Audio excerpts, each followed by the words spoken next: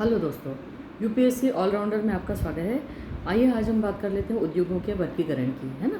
तो उनको किस आधार पर वर्गीकृत किया गया है।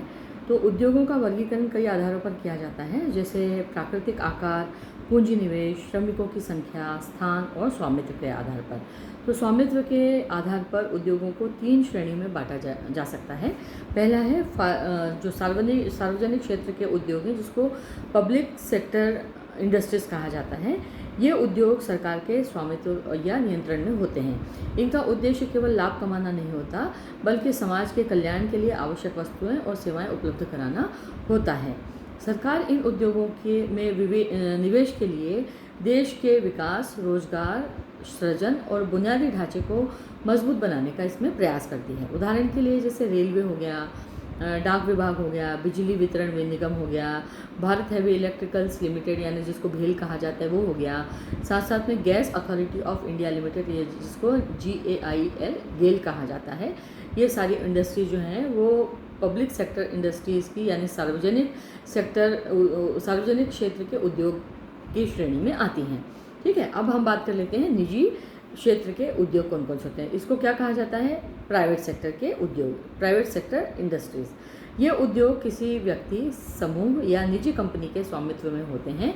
इनका प्राथमिक उद्देश्य जो होता है वो लाभ अर्जन करना होता है। ये उद्योग अधिक प्रतिस्पर्धी होते हैं और उपभोक्ता आवश्यकताओं के अनुसार तेज़ी से ये अनुकूलित हो जाते हैं। उदाहरण के लिए जैसे टाटा समूह हो गया, रिलायंस इंडस्ट्रीज, इन्फोसिस, विप्रो, मारुति सुजुकी आदि। ठीक है, अब हम बात कर लेते हैं संयुक्त क्षेत्र के उद्योग की यानी जॉइंट सेक्टर इंडस्ट्रीज़ की। ये उद्योग सरकार और निजी क्षेत्र दोनों के साझे में संचालित किए जाते हैं। इनका उद्देश्य दोनों क्षेत्रों की विशेषताओं और संसाधनों का लाभ उठाकर आर्थिक विकास को प्रोत्साहित करना है। इस प्रकार के जो उद्योग होते हैं वो सरकार और निजी दोनों क्षेत्रों के बीच भागीदारी इसमें होती है। उदाहरण के लिए जैसे ऑयल इंडिया लिमिटेड है ना, इसके अलावा भारत पेट्रोलियम, दूरसंचार उद्योग BSNL है ना कुछ मामलों में, इसके अलावा NTPC, ये कुछ संयुक्त जो है प्रकल्प कहे गए हैं। अब निष्कर्ष से ये निकलता है कि स्वामित्व के आधार पर उद्योगों को 3 भागों में बांटा गया है, एक सार्वजनिक क्षेत्र का, दूसरा निजी क्षेत्र का और तीसरा संयुक्त क्षेत्र का, जो देश की आर्थिक संरचना को संतुलित रूप से विकसित करने में योगदान प्रदान करते हैं। तो इनका बहुत महत्वपूर्ण योगदान है तीनों ही सेक्टर के जो उद्योग हैं उनका।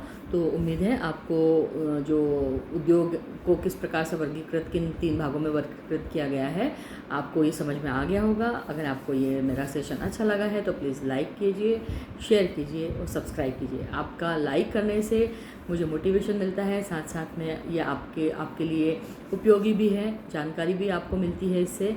और आपका अगर आप मुझे लाइक करते हैं या शेयर करते हैं या सब्सक्राइब करते हैं तो आपका इसमें कोई पैसा नहीं लगता है। तो प्लीज़ अगर आप मुझे सब्सक्राइब करेंगे, लाइक करेंगे तो मुझे बहुत बेहद खुशी होगी। तो निवेदन है आपसे कि प्लीज़ मेरे चैनल को सब्सक्राइब भी कीजिए और लाइक भी कीजिए।